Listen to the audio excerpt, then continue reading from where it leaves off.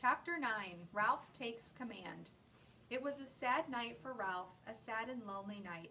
If he went back to the mouse hole, his mother was sure to worry him with embarrassing questions about the motorcycle. She would also expect him to help clean up after the family reunion. If he took off his crash helmet, he could squeeze under the door and explore the hall on foot. But he could not bear to part with the helmet, and anyway, he had no desire to travel by foot, where he had once ridden with such noise and speed. Ralph scurried through the shadows on the floor to the curtain, which he climbed to the windowsill. There he sat, huddled and alone, staring out into the night, listening to the kissing sounds of the bats as they jerked and zigzagged from the eaves of the hotel, through the pines and back again.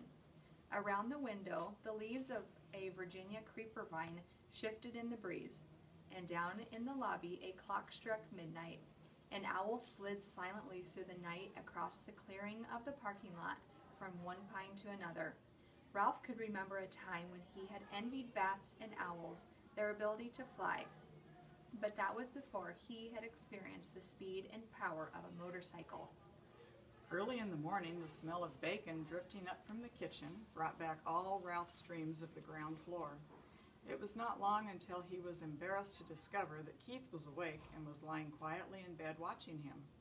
"Hi," said Keith. "Oh, hello." Ralph wished he had returned to the mouse hole before dawn. "Well, I guess it's about time for me to go home to bed." Keith sat up. "Don't go yet. Wait until my folks get up." Ralph leaped to the floor. "I didn't think you would want to talk to me after I lost your motorcycle. I may never have another chance to talk to a mouse." Ralph was flattered. It had never occurred to him that a boy would consider talking to a mouse anything special. "What would you like for breakfast?" asked Keith. "You mean we still get room service after what I did?" "Sure." Keith pulled his knees up under his chin and wrapped his arms around his legs. "You mean you aren't mad at me anymore?" asked Ralph. "I guess you might say I'm mad, but not real mad," Keith decided. "I've been lying here thinking it wouldn't be right for me to be real mad because I get into messes myself. My mom and dad tell me I don't stop to use my head." Ralph nodded. "I guess that's my trouble too. I don't stop to use my head." They say I'm in too much of a hurry," said Keith. "They say I don't want to take time to learn to do things properly." Ralph nodded again. He understood. If he had waited until he had learned to ride the motorcycle, he would never have ridden off the bedside table into the wastebasket. "I'll never forget the first time I rode a bicycle with handbrakes," reminisced Keith. "I took right off down a hill. I had always ridden bicycles with foot brakes, and when I got going too fast, I tried to put on foot brakes, only there weren't any." "What happened?" Ralph was fascinated. "By the time I remembered to use the handbrakes, I hit a tree and took an awful spill." Somehow this story made Ralph feel better. He was not the only one who got into trouble. "The hard part is," continued Keith, "I am in a hurry. I don't want to do kid things. I want to do big things, real things. I want to grow up." "Well, you look pretty grown up to me," said Ralph. "Well, maybe to a mouse," conceded Keith, "but I want to look grown up to grown-ups."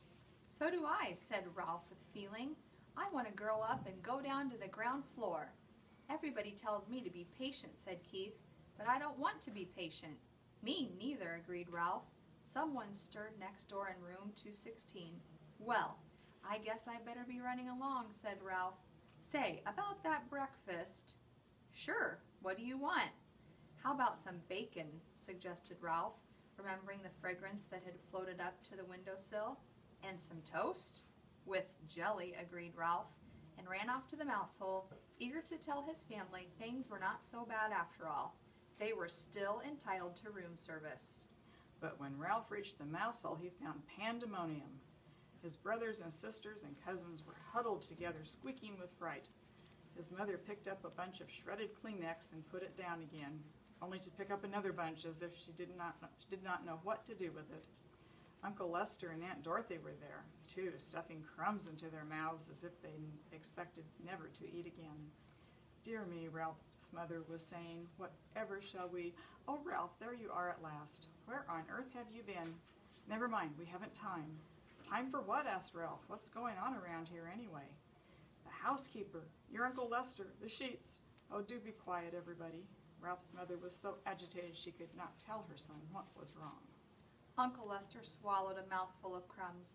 It's like this, Ralph. The housekeeper discovered a hamper full of sheets and towels and pillowcases with holes chewed in them. Uh-oh, thought Ralph. Whatever had happened was all his fault. He might have known. I heard her telephoning the manager about it from her office, continued Uncle Lester.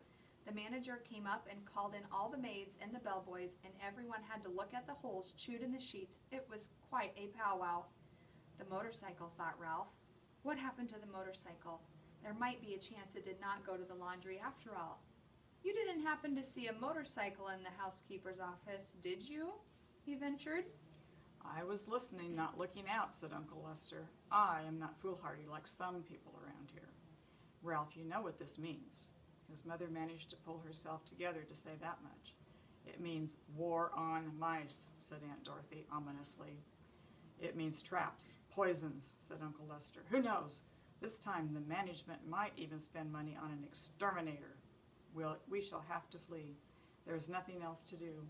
And if we flee, the owls will get us, said Ralph's mother, causing the brothers and sisters and cousins to set up an awful squeal.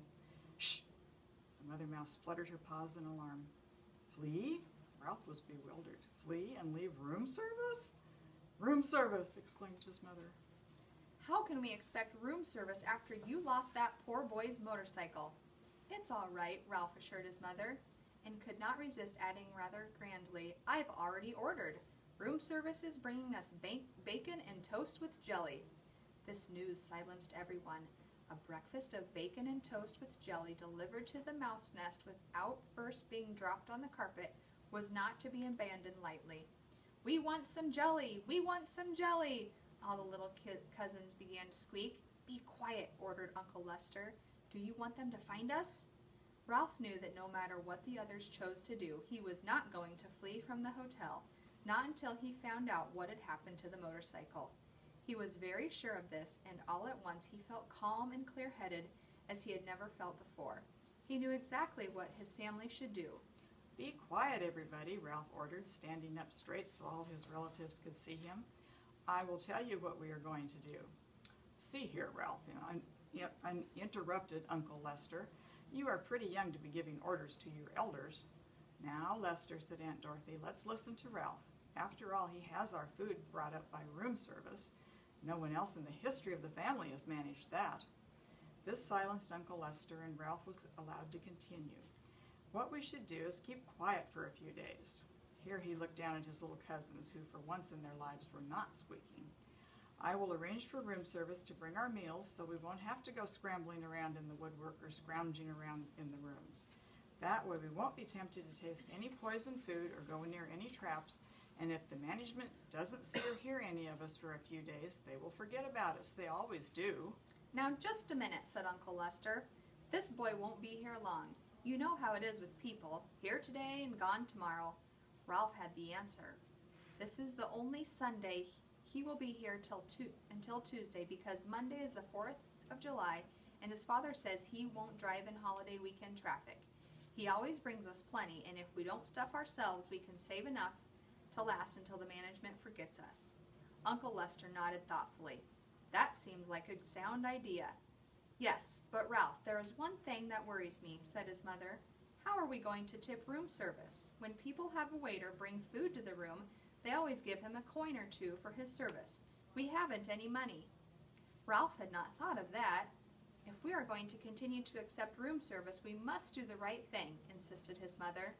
Don't worry, I'll think of something, promised Ralph, in the grand way he had acquired since he had ordered a meal sent up to the mouse nest.